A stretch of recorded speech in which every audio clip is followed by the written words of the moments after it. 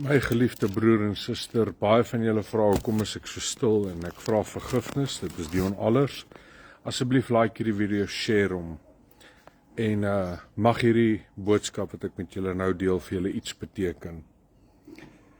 Jy sien, ek kyk vanmôre, kyk ek so na hierdie boom en ek wil eintlik die kamera draai.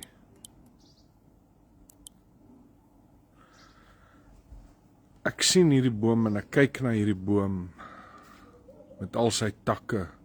Kyk hoeveel vertakkings het hy. Hoeveel rigtings loop hy takke in. En hierdie boom verteenwoordig jou lewe en my lewe. Kyk die stam en dan is daar klomp takke, baie. En een tak gaan daai kant toe, ander tak gaan reguit, ander tak gaan daai kant toe, ander tak.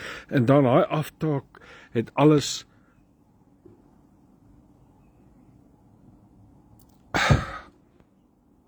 verskillende rigtings waar hulle gaan. Dit verteenwoordig my en jou lewe en die keuses wat ons maak in hierdie lewe. En ook die Here se voorbestemming. En of sal ek eerder sê se voorkennis en hoe dat die Here deur sy Gees ons lei. Ek wil graag met julle 'n skrifgedeelte deel. Onthou nou daai boom. As jy na daai boom kyk, al die takke wat hy het, al die verskillende rigtings waarna hy gaan. Ek lees vir ons uit 1 Samuel hoofstuk 23 en mag hierdie vir julle tot 'n groot seën wees. Ek moet nou net hier onder die takke reg sit. Wat gebeur is, ek is besig met 'n reeks op my voice notes. As julle voice notes wil ontvang, stuur 'n WhatsApp aan Maritza vra om jou op die WhatsApp lys te plaas en ek sal die details sit, haar nommer daar sit 0763733143 waar ek baie praat oor Dawid, maar ek wil julle spesifiek vat en wys hoe keuses en die Here se voorkennis alles verander. Jy sien, een ding wat ek en jy het, is 'n keuse. Dis die sterkste ding wat God vir my en vir jou gegee het, is om 'n keuse te kan maak. Baie mense sê ek wil nie, ek wens ek kon nie keuses maak nie. As daar nie keuses was nie, sou die Here masjiene gehad het en nie ware liefde nie. We are free moral agents. Ons het keuses wat ons doen en keuses wat ons maak. Maar elke keuse het 'n gevolg. Maar kyk hoe dat die Here deur sy voorkennis vir Dawid verlos het. Ons lees daar in 1 Samuel hoofstuk 23 van hoe dat die Dawid Keila verlos het. Wat gebeur het is, Dawid is gesalf deur die Here as koning oor Israel, maar hy is nog nie in die posisie van koning van Israel nie.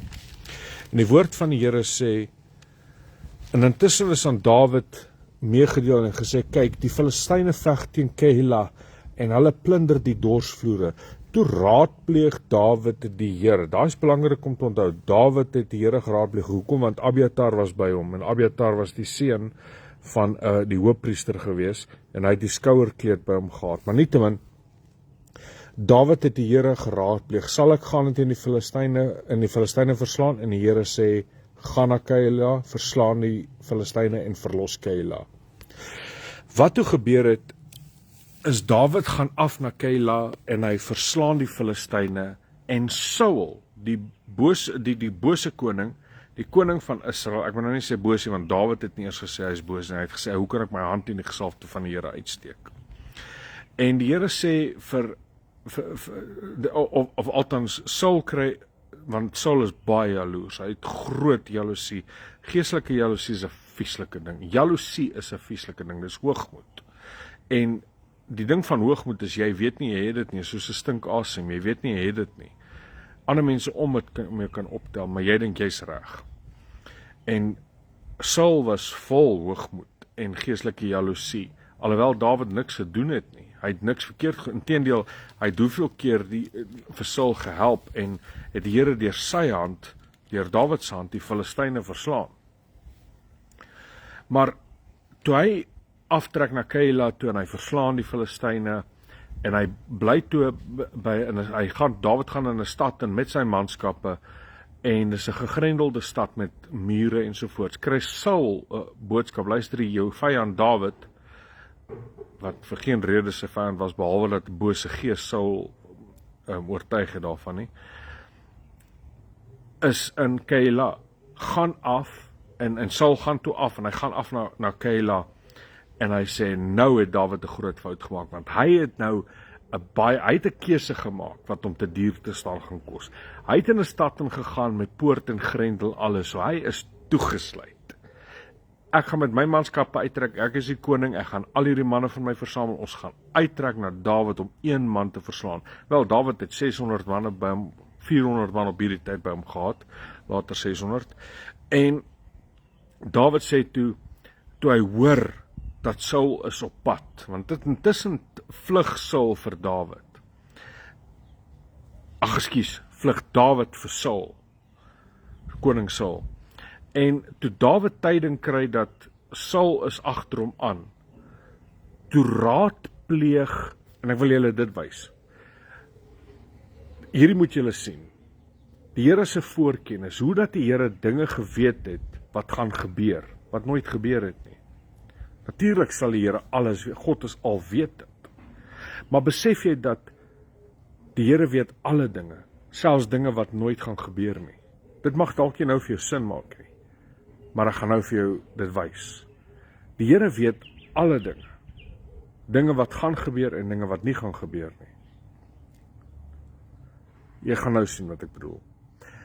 Dawid, ek gaan nou net hier lees, ek gaan nie weer na die Bybel toe wys nie, maar toe Dawid tyding kry, luister, die Saul is op pad na my toe, raadpleeg hy weer die Here, en hy sê, sal die burgers van Keila, en hy sê, sal die burgers, nou Dawid raadpleeg die Here, sal die burgers van Keila my in sy hand oorlewer, in Saul se hand oorlewer. Saul sal afkom, soos die knegt verneem, is Saul regtig op pad, en gaan die inwoners my oorlewer? Here God van Israel, gee u knegte te ken, en toe antwoord die Here, hy sal afkom, so die Here sê, hy kom af, hy is op pad af. Daarop sê Dawid, nou vra hy weer die vraag, sal die burgers van Keila my en my manne in die hand van Saul uitlewer, en die Here antwoord, hulle sal uitlewer. Wat die Here vir Dawid sê is, twee dinge gaan gebeur. Saul is op pad na jou toe, en die burgers van Keila gaan jou oorlewer met jou manskappe aan Saul. As jy verder lees, het dit nooit gebeur nie. Want toe Saul hoor, toe hy sê, sal die burgers my oorlewer, toe sê die Here ja. Toe vlug Dawid uit die stad uit, toe gaan hy na die woestyn toe. Die Here het twee dinge voor die tyd geweet, obviously, maar die Here het vooraf twee dinge geweet, wat nooit gebeur het nie. Maak dit sin? Die Here het twee dinge geweet, wat nooit gebeur het nie. Dit is dat Saul sal afkom tot by Keila, en die tweede ding is, dat die burgers van die stad vir Dawid sal uitlewer. Die Here het dit vir Dawid gesê, hy is op pad af, en hulle sal jou uitlewer, maar dit het nooit gebeur nie. Hoekom? As gevolg van Dawid, wat 'n keuse gemaak het. Toe die Here vir hom sê, ja, Saul is op pad, en ja, die manskappe gaan jou oorlewer in sy hand, toe vlug Dawid uit die stad uit. En dit het hom sy lewe gespaar, hom en sy manskappe sy lewe. Die Here het hom sodoende gespaar. Jy sien, elke keuse wat ons maak, weer eens daai boom, elke keuse wat ons maak, as Dawid gekies het om in die stad te bly, sou sy lewe hoe ook al geëindig het. Kom ons sê daar sou sy lewe geëindig het. Maar Dawid kies toe om uit die stad uit te vlug en sy lewe vat 'n ander vorm, sy lewe vat 'n ander trekrekord, sy lewe vat 'n ander rigting.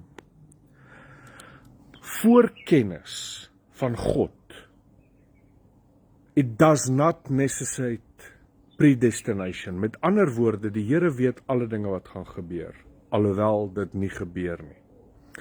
Jy kies om pad A te ry, maar as jy pad B gery het, dan sou jy in 'n ongeluk gekom het.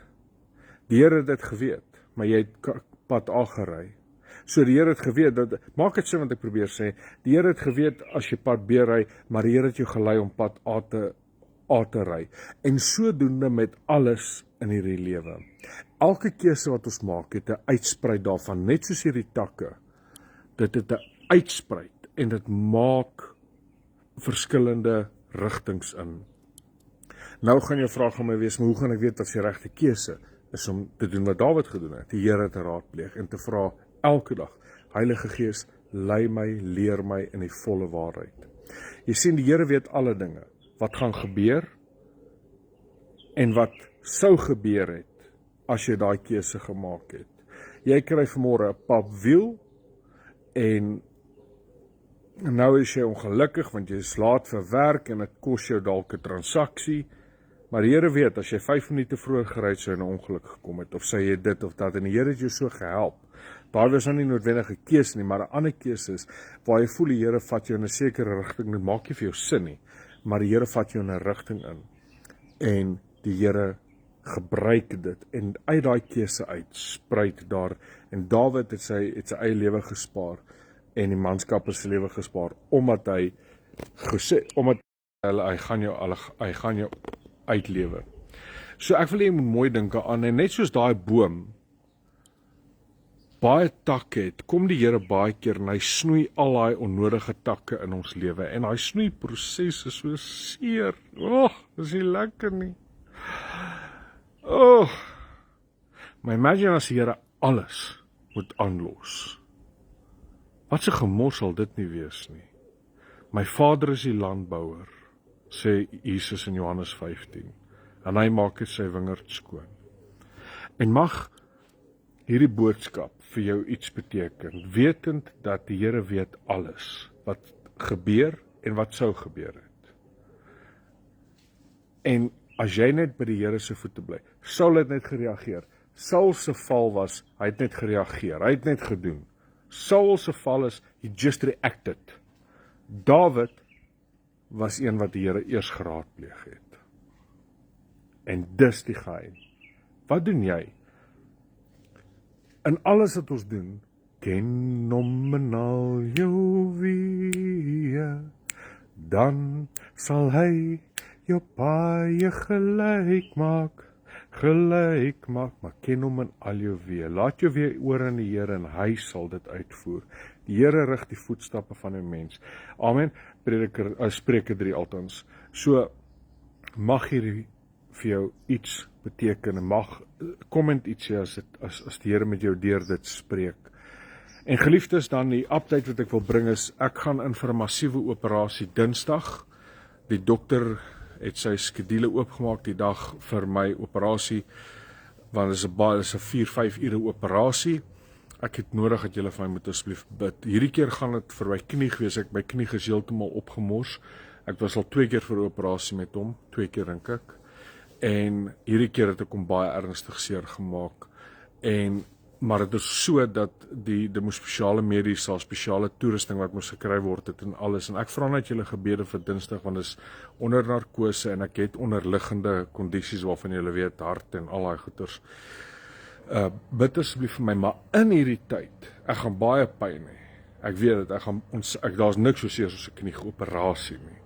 Wanneer jy daai ligamente moet terugsit in die miskus, en dit is klomp dinge wat hy moet doen.